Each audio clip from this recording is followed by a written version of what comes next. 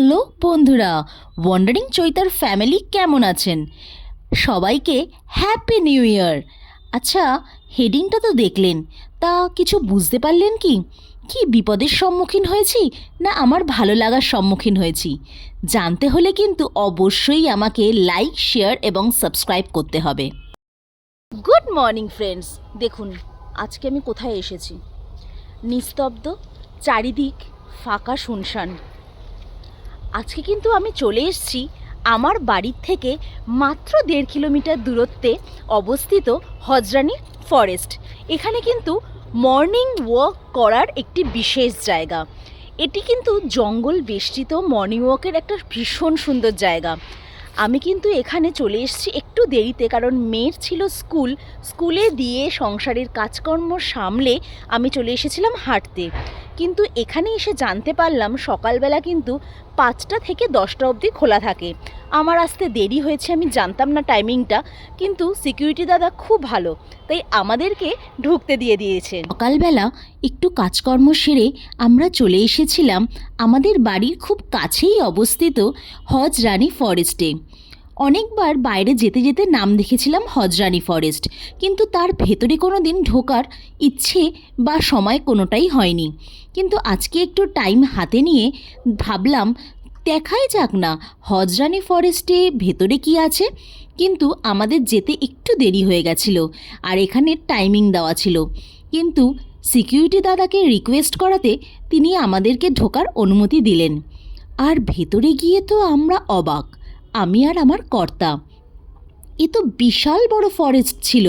Wandering চৈতার family তো অবশ্যই জানেন আমি রিসেন্টলি দিল্লিতে শিফট করেছি। দিল্লির অনেক জায়গায় আমার অজানা, অদেখা, কিন্তু আমার বাড়ির সামনে যে এত সুন্দর জঙ্গল আছে খাস সাউথ দিল্লিতে, আমি কিন্তু অবাক হয়ে গেছিলাম দেখে।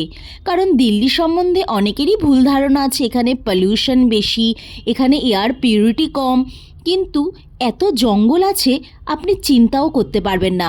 আমাদের কলকাতাতেও কিন্তু এত বড় এত সুন্দর সুন্দর জঙ্গল পাবেন না। আর এই জঙ্গলটি ছিল অত্যধিক সুন্দর এবং মর্নিং ওয়াক করার আদর্শ জায়গা। কিছু কি দেখতে পেলেন? হ্যাঁ, আমিও কিন্তু দেখে খুব অবাক হয়েছিলাম। আর আমরা যতই আস্তে হাঁটি না কেন, আমাদের পায়ের শব্দ মনে হয় ময়ূরগুলির কানে পৌঁছে যাচ্ছিল, আর তার জন্য তারা কিন্তু দূরে ছুটে পালাচ্ছিল। তারা ওয়ান্ডারিং চৈতার পুরনো ফ্যামিলির লোকজন, তারা তো জানেন। আর যারা নতুন ওয়ান্ডারিং চৈতাকে দেখছেন তারা কিন্তু অবশ্যই লাইক, শেয়ার এবং ফলো করতে ভুলবেন না। দেখতে পাচ্ছেন কি সুন্দর জঙ্গলটি। আর দিল্লির বুকে সাউথ দিল্লিতে এত সুন্দর এত গভীর জঙ্গল দেখতে পারবো আমি কিন্তু আশা করিনি। আপনারা শুনতে পাচ্ছেন জঙ্গলের নিজস্ব আওয়াজ। এখানে কিন্তু ঘন ঘন প্লেন চলে, তাই প্লেনের আওয়াজও আপনারা পাচ্ছেন, কারণ সামনেই এয়ারপোর্ট। দেখতে পাচ্ছেন প্রচুর ময়ূর কিন্তু এই জঙ্গলের আছে, আর আমরা কিন্তু তার প্রমাণ পেয়েছি। আর আপনারা যদি আসেন কখনো দিল্লিতে থাকেন, আপনারা কিন্তু এই জঙ্গলগুলি এক্সপ্লোর করতে ভুলবেন না। দিনের বেলাতেও এই জঙ্গলে কিন্তু একটি গা ছমছমে ব্যাপার ছিল। দেখতেই পাচ্ছেন আলো কিন্তু যৎসামান্যই ঢুকছে, খুব একটা কিন্তু আলো হচ্ছে না। আর দেখেছেন, আপনাদের সাথে কথা বলতে বলতে ময়ূরটির দেখা পেয়ে গেলাম। অতি ভাগ্যবান নিজেকে মনে করেছি, কারণ ওনার দেখা পাওয়া কিন্তু সহজ ছিল না। আমাদের একটু পায়ের শব্দেই ওনারা চলে যাচ্ছিল অনেক দূরে। শুনতে পাচ্ছেন জঙ্গলের এত মিষ্টি মধুর আওয়াজ? আমার তো বেশ ভালো লাগে জঙ্গলের এই নিস্তব্ধ আওয়াজ। আরে যাচ্ছেন কোথায়? আমাকে সাবস্ক্রাইব করতে ভুলবেন না কিন্তু। ওয়ান্ডারিং চৈতাকে লাইক, শেয়ার এবং সাবস্ক্রাইব করতে অবশ্যই আসবেন। আর বন্ধুদের মধ্যেও আমার চ্যানেলটিকে ছড়িয়ে দেবেন। ওই দেখুন, আমাদেরকে এখনও তিনি দেখতে পাননি। যেই দেখলেন অমনি দেখুন ছুটে কিন্তু পালিয়ে যাচ্ছে। অতি আস্তে আস্তে অতি সাবধানে তার ছবিটি তুলেছিলাম। জঙ্গলে ঘুরতে এসেছি আর ছবি তুলব না তা কী করে হয়? আর আপনাদের সঙ্গে শেয়ারও তো করতে হবে আমার বিভিন্ন ধরনের ছবি তোলা, বিভিন্ন জায়গায় যাওয়া। আপনাদের জন্যই তো এই সমস্ত কিছু তুলে ধরা।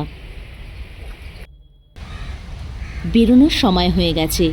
দেখতে পাচ্ছেন আর একজন নতুন সঙ্গীর দেখা পেয়ে গেলাম।